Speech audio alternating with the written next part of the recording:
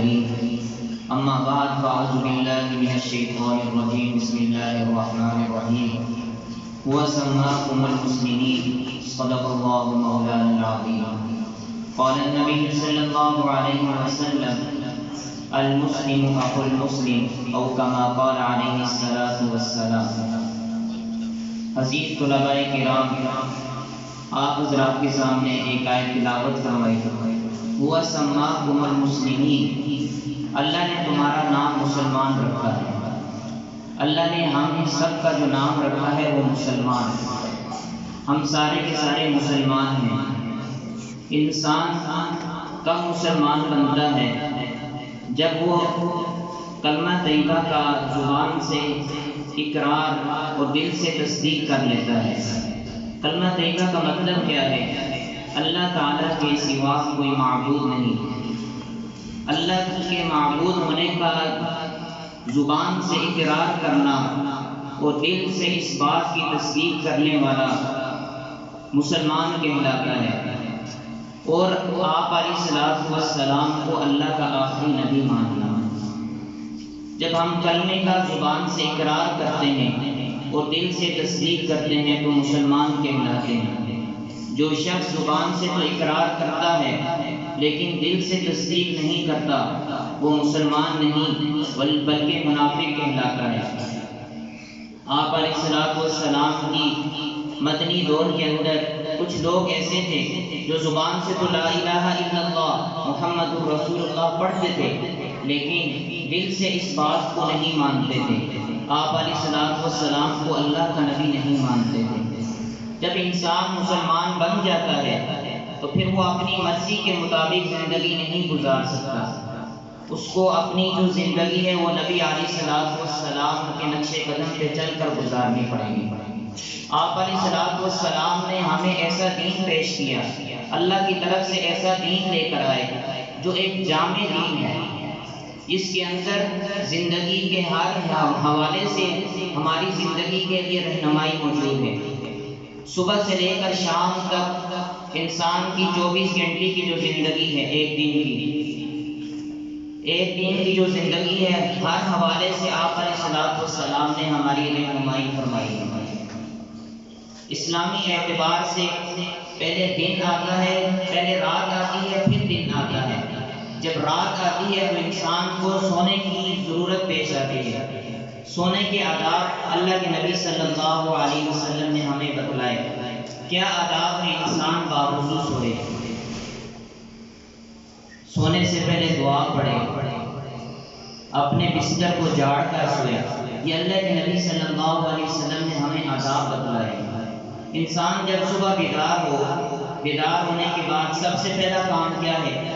انسان سونے کے بعد کی دعا پڑھے، الحمدللہ الذی احیانا بعد ما اماتنا والیہ النشور۔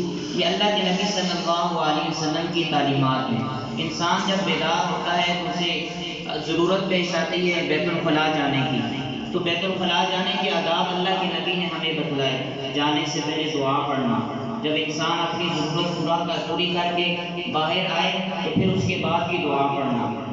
اس کے بعد انسان کو اگر آئینہ دیکھنے کی ضرورت پڑتی ہے تو آئینہ دیکھنے کی دعا بھی اللہ کے نبی صلی اللہ علیہ وسلم نے ہمیں بتلائی ہے۔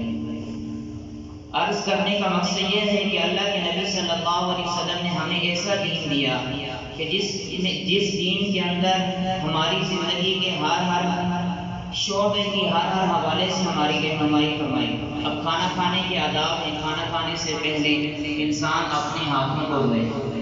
اس کے اندر حکمت کیا ہے؟ اگر انسان کے ہاتھ پر کوئی جراثیم وغیرہ ہوں گے تو بغیر دھلے ہوئے ہاتھوں کے کھانا کھائے گا تو انسان کے پیٹ کے اندر جائیں گے تو انسان کے لیے نقصان کا باعث بنے گا۔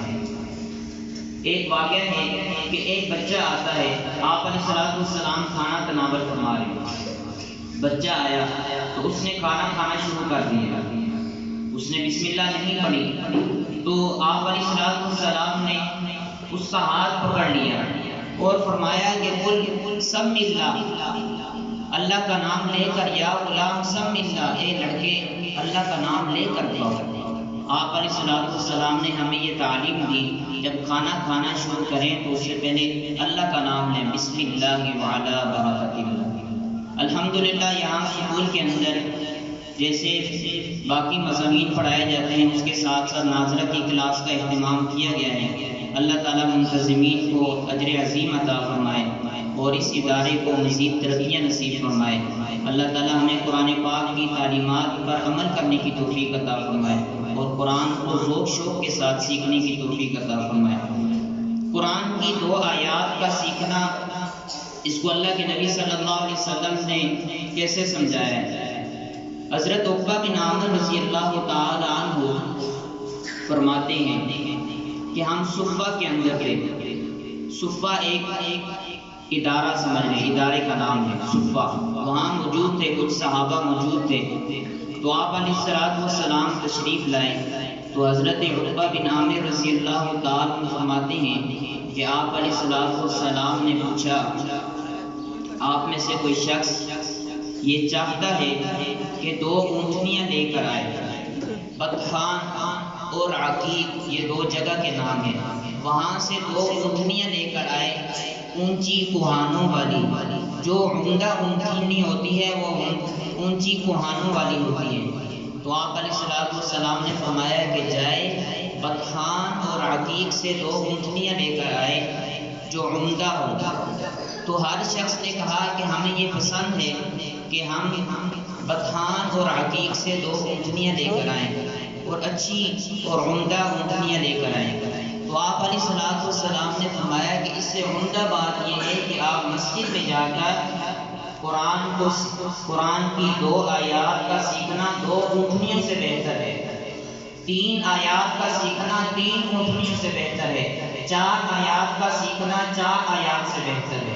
یعنی کوئی آدمی 1 آیت سیکھتا ہے تو اس کا یہ جو 1 آیت کا سیکھنے کا جو اجر ہے وہ 1 اونٹنی سے زیادہ نفع کا باعث ہے۔ 2 آیتیں سیکھتا ہے تو 2 اونٹنیوں سے زیادہ نفع کا باعث ہے۔